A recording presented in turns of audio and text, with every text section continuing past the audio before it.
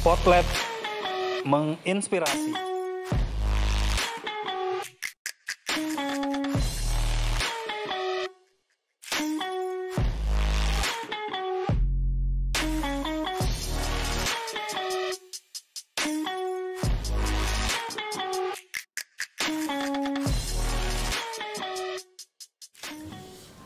Assalamualaikum warahmatullahi wabarakatuh. Semangat pagi. Jumpa kita di acara PLN Korpu Podcast ya. Bersama saya Fauzi. Hai. Kita menyapa dulu dengan pantun ya. Ya, jauh-jauh terbang dari Medan ke Jakarta. Ya, saya senang komandan karena ada delegasi dari Timor Leste. Ya. Ini dia Pak Yose, selamat pagi. Selamat pagi. Wow, ya kalau di sana bahasa Timornya apa nih kalau pagi? Pagi, bahasa Timurnya bilang dader diak. Oh, Dader. Dader diak. Ya, jadi saya dulu kan pernah ya di Nusa Tenggara Timur ya, provinsi yang paling terdekat dengan Timor Leste. Tapi udah lama banget kecil. Nah, alhamdulillah saya senang banget nih bisa bisa memberikan ini beberapa pertanyaan untuk Bapak Pak Yose. Pak Yose ini kan dari EDTL ya. Betul. Ya. EDTL itu merupakan BUMN di Timor Leste yang menangani kelistrikan sama halnya dengan PLN ya. Betul. Ya.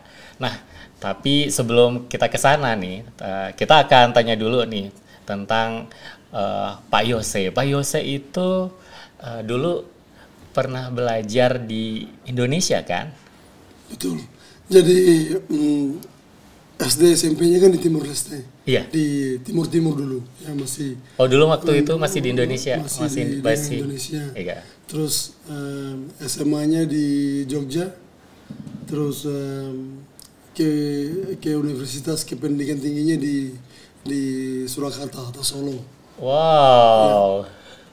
Jadi ya banyak ya berkiprah di Indonesia untuk belajar. Lama. Nah, terus saat ini apa nih dalam rangka apa ke Indonesia lagi?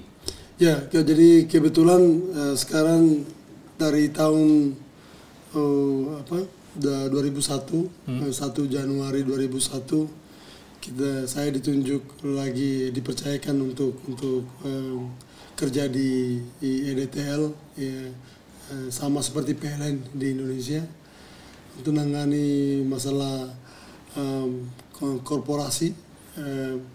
Jadi saya ditugaskan sama manajemen EDTL untuk datang ke Indonesia, kembali membuka kerjasama untuk membicarakan untuk kerjasama ke depan dengan PLN Indonesia ke depannya gimana. Juga kita ingin sekali untuk ketemu dengan teman-teman swasta untuk kerjasama ke depannya gimana, sehingga bisa memberikan pelayanan yang lebih baik kepada masyarakat kita, terutama di area kelistrikan. Iya, memberikan pelayanan terbaik. Wow, itu kan memang karena sudah BUMN ya. Sudah berapa lama nih? Kita BUMN-nya baru mulai Januari tahun kemarin, tahun 2021. Jadi boleh dikatakan masih bayi ya, masih ini. Hanya saja kita nggak terlalu bilang baru, tetapi ini sebenarnya kan dari perubahannya kan dari EDTL yang bilang di PLN yang dulu di bawah Direktorat Jenderal Kelistrikan di salah satu kementerian di sana. Oke. Dan ditransform atau perubahan institusi dari yang EDTL itu menjadi BUMN, EDTL BUMN. Kalau di bahasa sana kita bilang empresa publika atau badan usaha milik negara. State owned enterprise ya. Oke. Nah, pasti ada tantangan-tantangan tersendiri ya. Seperti apa tuh, Pak? Oh, tantangannya banyak sekali. Satu, ini kultur kerja dari pegawai negeri menjadi pegawai swasta, pegawai BUMN perusahaan. ya, iya. BUMN kan ini Tantangan kita tidak bisa membuka dengan begitu saja ya, dengan mudah ya. membuka dengan telapak tangan begitu saja. Butuh waktu, butuh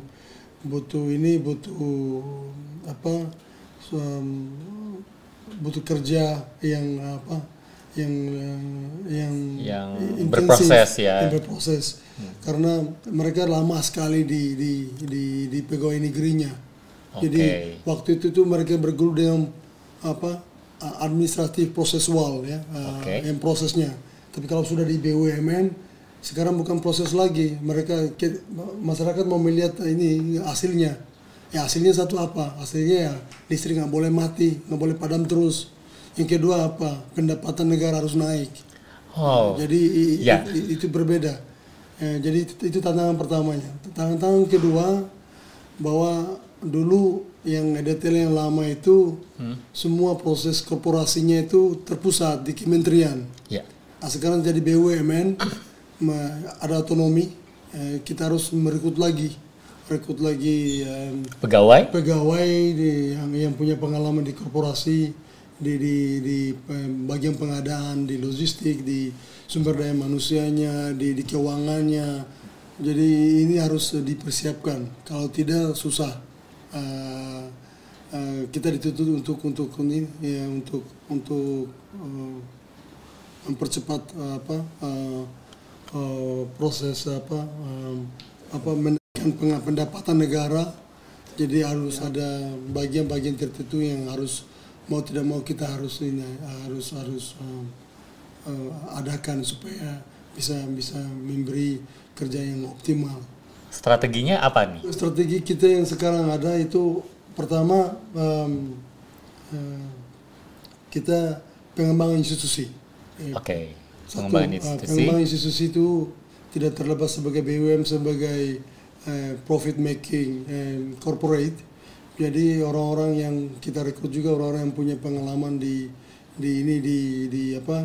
area-area di korporasi. Yang kedua juga kita juga mau pengembangan kapasitas teknik kita, karena selama hampir berapa tahun, 5 tahun 6 tahun ini kita tidak ada bilang refreshment atau tidak ada penyegaran untuk bagian teknisinya. Jadi ini harus mereka punya pengalaman teknikal, tetapi knowledge perkembangan dunia ini cepat sekali, ya, apalagi ini perkembangan digital yang begitu cepat. Kita nggak punya kesempatan lagi untuk mengejar pengetahuan yang sebenarnya di luar sana itu lebih cepat ya, lebih banyak ini. Jadi teman-teman ini harus mengejar itu. Iya, salah satunya dengan datang ke Indonesia ya, Jakarta ini ya. Betul. Jadi salah satunya datang ke Jakarta, kita eksplorasi atau mencari identifikasi lembaga-lembaga mana yang kira-kira kita bisa bekerja sama, terutama saya kira itu karena listrik ya, kita harus datang ke PLN. Dan yang tadi swasta juga ya. Yang swasta juga, BUMN juga ya. Udah ini. Jadi udah rencana berapa lama? Rencananya 1 minggu di sini. 1 minggu, Kita ketemu sama teman-teman di PLN di holding, juga di unit-unitnya di PLN, di Pussertif, Puslitbang sama Pusdiklat. Welcome ya di Pusdiklatnya atau PLN Corporate University. Nah, kami sudah menyambut Bapak ya tadi dengan General Manager kami, Pak Rio Adrianto ya. Gimana Pak kesan-kesannya setelah mendapatkan paparan dari Pak Rio dan juga tim? Kita sebenarnya sangat bersyukur karena kita diberi kesempatan dan diterima sangat baik di sini. Indonesia boleh dibilang mungkin dengan teman-teman adalah second home. Wow, second home. Karena rata-rata kita ini dulu sekolah dan kuliah di sini di Indonesia. Jadi bukan hal yang baru bagi kita. Tapi ketika kita masuk pusat pendidikan pelatihan atau corporate university ini, saya mau bilang apa ya? Mau bilang wow mungkin nggak cukup, nggak cukup karena cepat sekali ya. Di sini banyak ide inovasi yang diciptakan di sini, dan ini menjadi kita sebenarnya bercermin. Jadi kalau kita bercermin mungkin boleh dikatakanlah masih jauh, banyak kerjaan yang harus dilakukan, banyak persiapan dalam hal ini, mungkin sumber daya manusianya, teknologinya, juga mungkin sumber daya ini pendukung yang lain untuk menjadi pusdiklat kayak pusdiklat PLN ini butuh waktu lama nih saya kira. Ya, tapi jika dimulai dari sekarang gitu ya semoga saja tidak lama ya, tapi bisa ada akselerasi atau percepatan, Pak. Ya, harus ini. Oke, jadi rencananya apa nih, Bapak dengan PLN Pusdiklat? Kita rencananya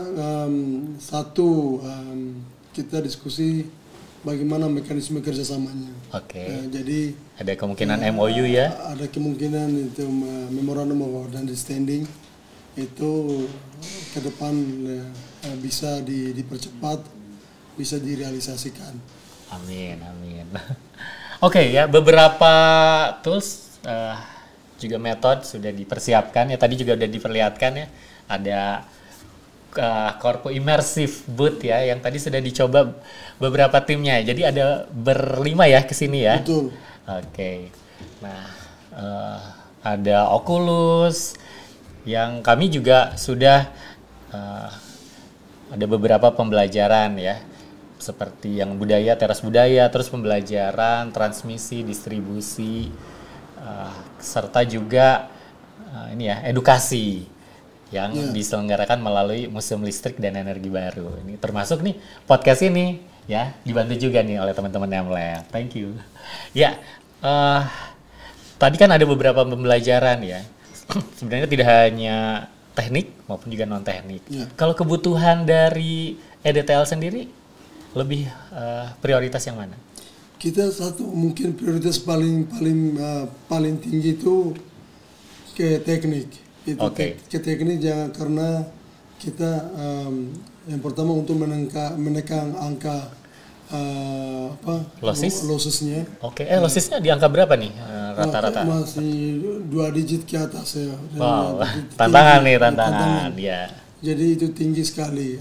Tetapi ini harus ditopang dengan pembelajaran tentang manajemen, tentang keselamatan, dan ini saya kira ini saling melengkapi di situ. Tapi yang paling utama itu adalah ke teknik, karena kita mau menekan angka ke losses itu, sekaligus untuk meningkatkan pendapatan atau revenue kita. Isunya apa hanya di pendidikan saja atau juga di pemenuhan sumber daya atau misalnya rekrutmen? Iya, jadi rekrutmen juga kita ada tantangan juga ya. Ada tantangan karena pangsa pasarnya kecil sekali di Timor Leste. Ada peluang untuk mau mengundang teman-teman PLN yang mungkin purna bakti, yang masih punya jiwa bertualang, yang masih ingin berbagi ilmu dan pengalaman di Timor Leste. Kami sangat welcome, kami sangat nanti kita ada prosesnya tersendiri untuk proses rekrutmen itu.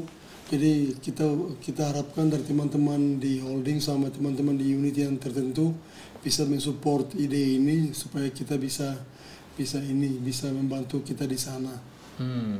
Jadi rencananya open recruitment ya. Open recruitment, betul. Karena memang untuk GCG juga ya, Good Corporate Governance, betul, dari EDTL ya. Betul. Tapi hanya purna aja atau open juga nih buat yang non PLNers ya?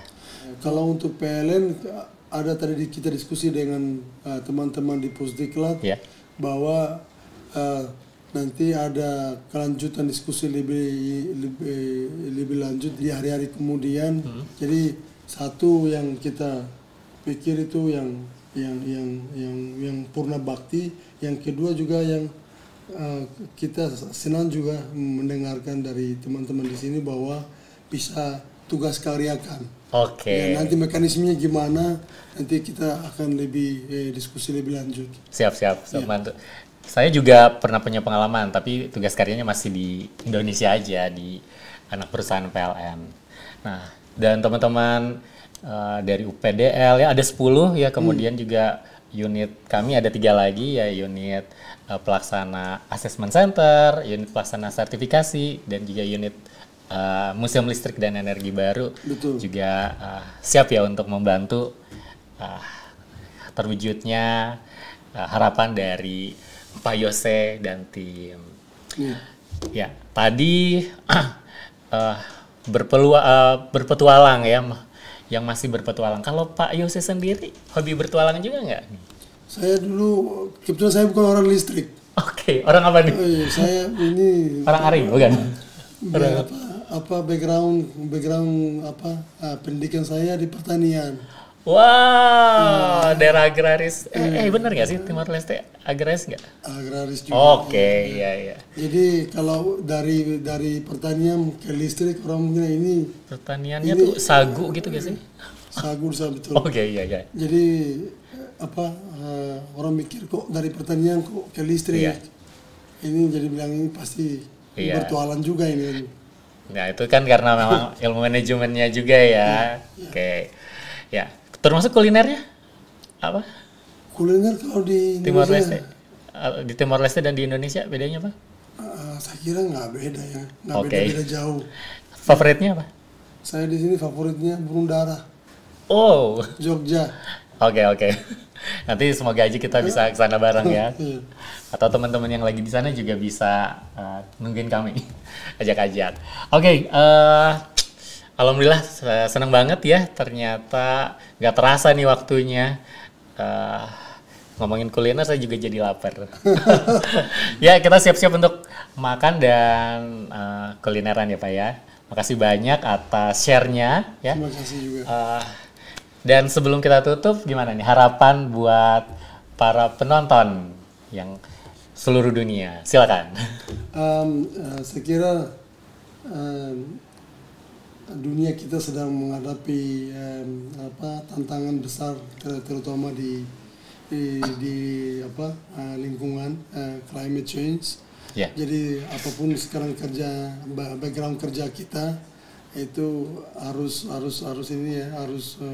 memikirkan dampak yang tidak memberikan dampak yang lebih besar kepada lingkungan kita. Saya kira itu penting sekali. Ya, betul ya. Dan itu tidak hanya Indonesia, tidak hanya Timor Leste, tetapi juga seluruh dunia ya. Semoga kita bisa membuat bertahan ya untuk generasi yang berikutnya. Arigatou gozaimasu. Terima kasih banyak. Terima kasih. Baik teman-teman, terima kasih juga sudah menyimak. Semoga bermanfaat dan tetap semangat. Semangat pagi. Wabillahi taufiq wa hidayah. Wassalamualaikum warahmatullahi wabarakatuh.